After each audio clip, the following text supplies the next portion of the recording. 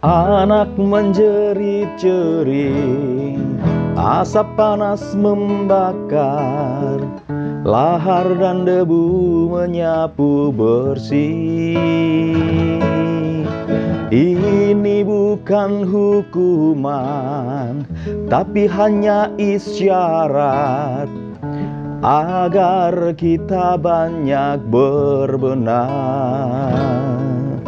Tapi bila kita kaji lebih jauh, dalam kekalutan masih banyak tangan yang tega berbuat nista. Oh, oh.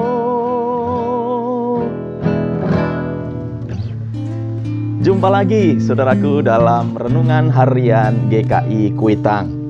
Untuk renungan kali ini saya memberikan judul Ganbaru, yang didasari dari surat Paulus kepada Timotius, surat yang kedua, pasal 4 ayat yang ke-5.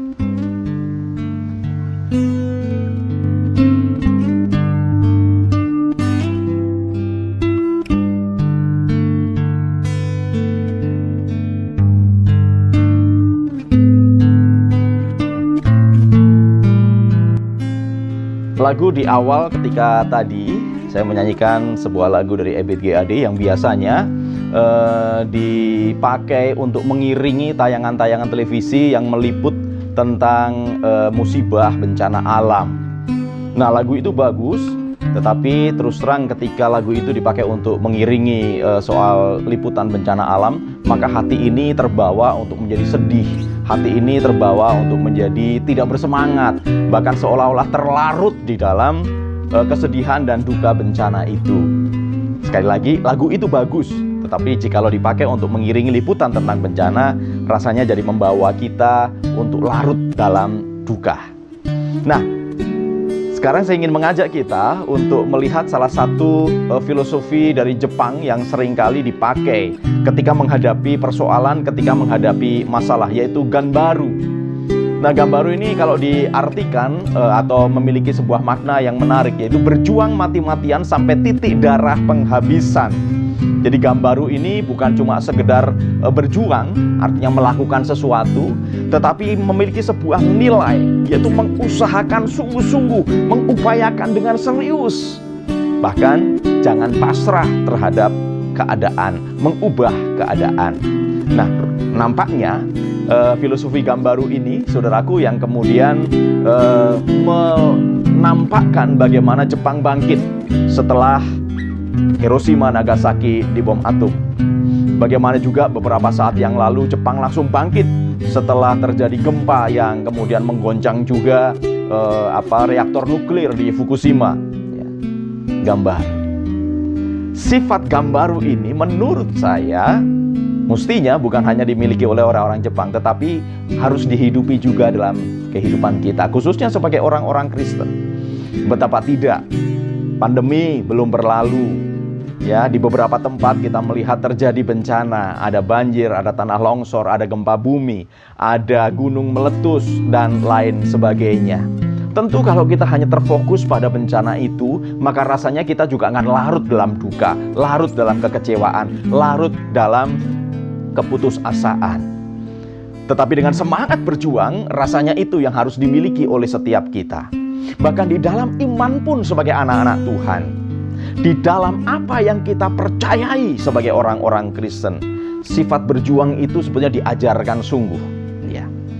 Satu ayat yang mungkin sangat kita kenal, yaitu ketika Paulus berbicara kepada Timotius tentang aku sudah mengakhiri pertandingan yang baik. Ya, di dalam 2 Timotius pasal yang keempat.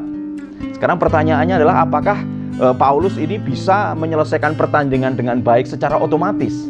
Rasanya tidak. Pasti ada sebuah perjuangan, ada upaya mati-matian Paulus di dalam imannya. Ya.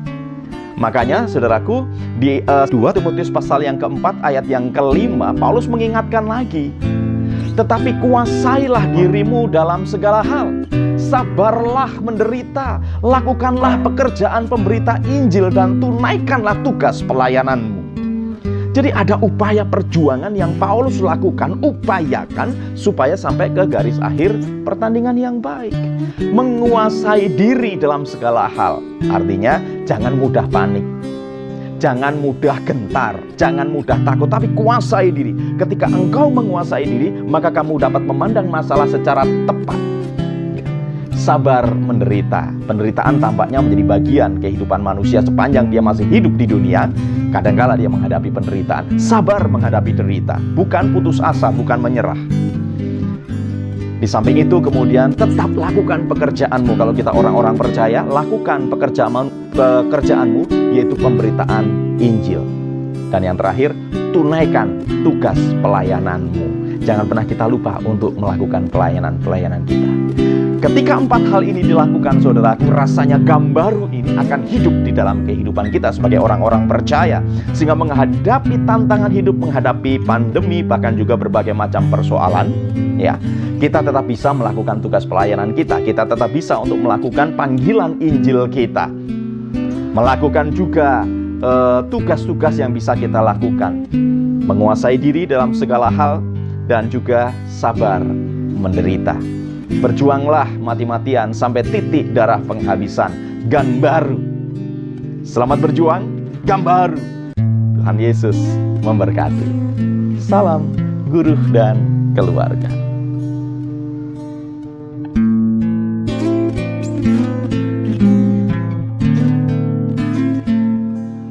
Mari saudaraku kita berdoa.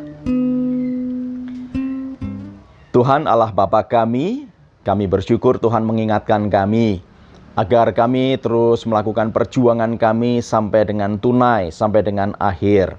Tentunya bukan dengan kekuatan kami, tetapi dengan pertolongan Tuhan sendiri. Sehingga kami boleh sampai di garis akhir pertandingan yang baik. Diberkatilah setiap orang yang selalu mengandalkan Tuhan di dalam hidupnya. Terpujilah namamu Tuhan Yesus, kekal selama-lamanya. Amin.